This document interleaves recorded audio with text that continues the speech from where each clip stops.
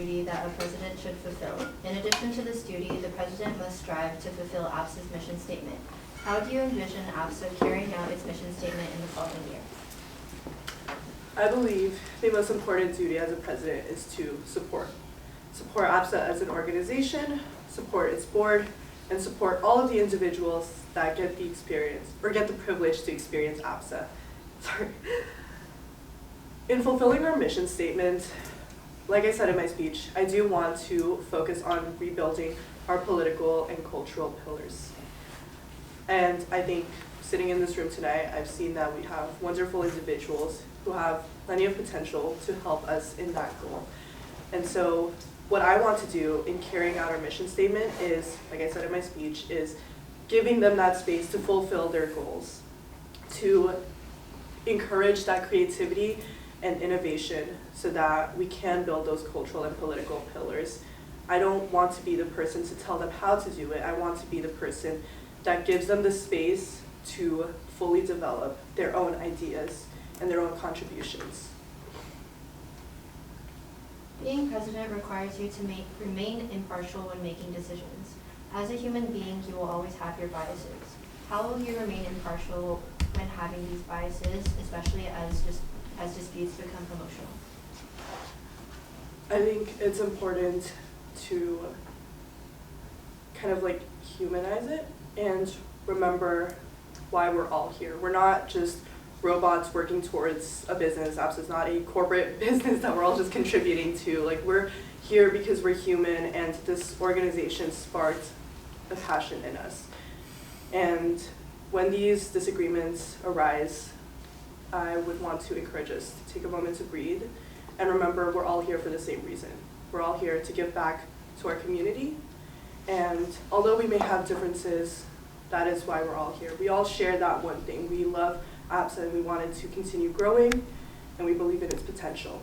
So, we can get our emotions out, we can get our opinions out, but at the end of the day, let's breathe, let's remember what we're here for, and let's try to make an objective decision together that is best for the entire club. Not just an individual's interest, not just based on individual interest or a role's interest, but for the organization as a whole.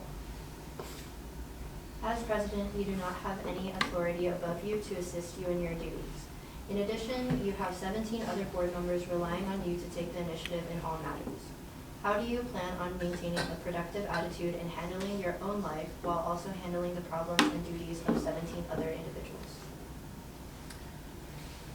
I want to be proactive. I want, in my time transitioning, between from the end of spring semester, transitioning to fall semester, I want to take the time to look at all of our events, look at the timelines, when do we need to start planning these things? When do we need to start putting it on the minutes? Things like that. I want us to be on top of the dates, and I understand that not every individual is very logistical and organized in that way, but I am. So I will be the one to do that. I will be the one to check in with our board, make sure that they're staying on top of everything, and just hoping that with that proactive mindset, we can prevent a lot of problems. We can prevent falling behind, prevent miscommunication and things like that.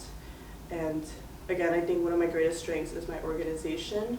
So using that to stay on top of everything and encouraging the board to do the same, I think that would help us in preventing those problems. Is there a part that I didn't answer? The president is responsible for settling controversial issues within the executive board that often leave their fellow board members emotionally charged. How will you tackle this challenge and ensure that the executive team remains productive when navigating these polarizing opinions in order to maintain one cohesive APSA voice? So as much as, of course, I want to take a proactive, preventative approach, we're all human. It's problems, interpersonal conflicts, it's going to happen either way. And like I said earlier, I want us to just take a deep breath and remember why we're all here, and hope that in remembering that we're here to improve APSA as an organization, we can, not take the conflicts so personally. in the sense that if, for example, we bring up an opinion and a majority of the board rejects it, don't take it personally. Just remember we're all here to contribute to our voice, to make APSA a better organization. It's not personal, it's not a personal attack, but it's what a majority believes is best for the organization. So just, letting the emotions out because we are human and taking a deep breath, but after we take that deep breath, let's try to be objective. Again, think of what is best for the organization and for everyone around you. What is the difference between a good president and a great president? What are the qualities and attributes that distinguish these two? I think a good president is one that is able to fulfill their bylaws and lead the executive board. But a great president is one that leaves a long-term, long-lasting effect. This could be a long-lasting impact on APSA as an organization, such as building new systems, building new programs, driving us to a new focus with our mission statement, or it could be a long-lasting effect in the individuals that we work with. Recognizing the potential and talent that our executive board holds, nurturing that and inspiring them to continue growing into bigger leadership positions and developing more skills. I think that's what a great president entails, is leaving that long-lasting effect, not only on the organization, but everyone and everything that they experience. As a member of the executive board, conflict is inevitable no matter what position you hold. How do you plan on managing more personal conflicts with certain board members despite effectively being their superior? I think one way that we can improve how we manage our interpersonal conflicts, because of course it is going to happen, is utilizing ways to anonymously input our voice and our thoughts, even if it's something as small as, should we move this event to this location, or should we change the nature of this event? Even things like that, I think giving that channel of being able to anonymously put in your voice will allow more of us to speak up, because not everyone feels comfortable speaking up like that in front of everyone.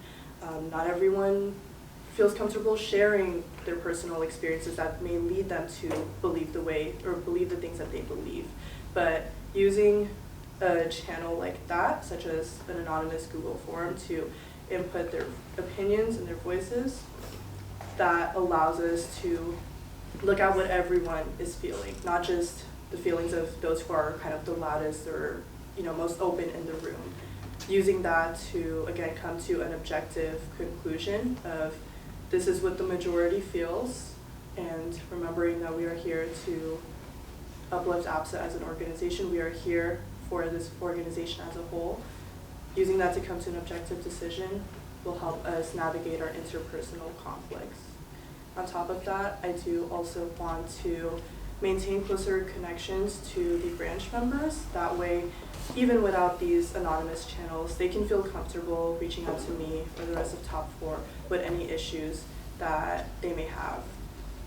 And I just think that's really important, is building those connections, building that honesty and transparent environment to allow those open opinions. Even if the branch member may feel like I may have an opposing opinion, I want them to still feel comfortable reaching out to me, because that is what I am here for.